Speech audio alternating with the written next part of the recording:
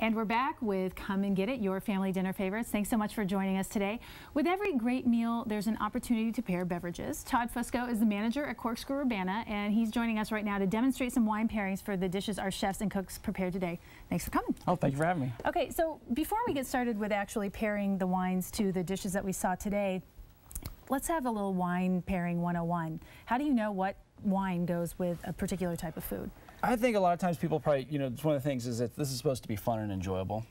So first of all, don't make it a big deal. Right? Yeah, relax a little bit about it. But one thing I like to point out to people is compare and contrast.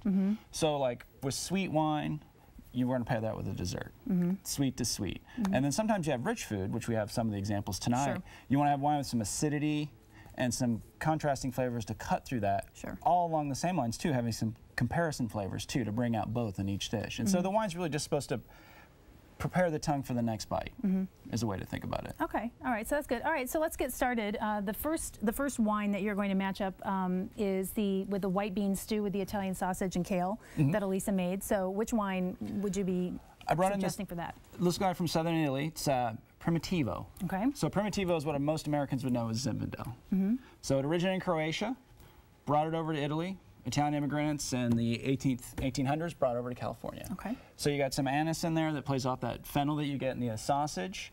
Nice blackberry flavors, good acidity, because you've got that really hearty stew and that rich, and the beans will thicken it up and stuff, and I think that'll play really well. And it goes well with tomatoes too. Okay. Next up, the chicken thighs braised in balsamic vinegar that Thad did with Gus. Yeah, which I pair with a French wine, and hopefully he's at home now. Yeah. Swearing at me. But anyways, I really like this wine. I love Pinot Noir with chicken. I think it's a great match. This is really interesting. This is from Burgundy. This is actually a blend, which is very unusual. It has a little Gamay, which a lot of people would know as Beaujolais. Nice strawberry, cherry flavors, and it should pair up just really well with the chicken and the earthiness of he's got some leeks in there, and the bacon, and then cut through that cheese and even work with the balsamic. Okay. All right, great. So the third wine is for the curry kale and potato casserole, which is a very fragrant vegetarian, so there's no meat in there. So what you got? So I went with this Pinot Blanc, which is a mutation, believe it or not, of Pinot Gris, which is a mutation of Pinot Noir. Okay. But the thing I like about this, you've got that upfront fruit, really nice fruit that'll go with the sweetness of the sweet potato. Plus, it's, as you mentioned, the little perfuminess of the curry and the spiciness. It'll handle that really well because it's got some of those elements too, and some nice fruit flavors. Okay, okay.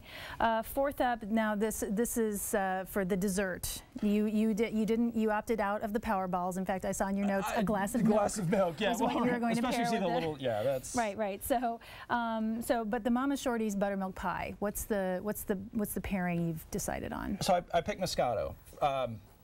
It's really nice, low alcohol. It's got a little fizz to it, which helps clean the palate, because that pie is really heavy and dense, and you've got that creaminess.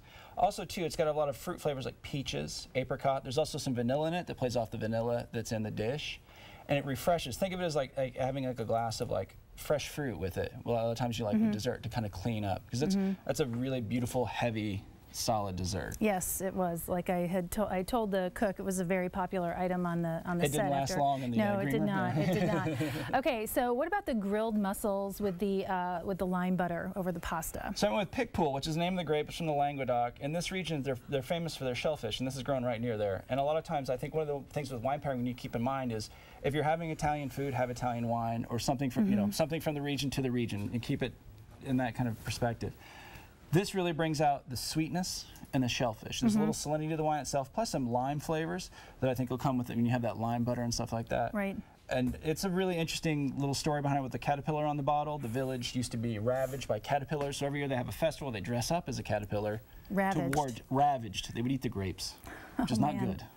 Okay. Okay, and to wrap it up here, we've got about a minute left. Turkey manicotti. What's the wine you chose for that? So the Vernaccia.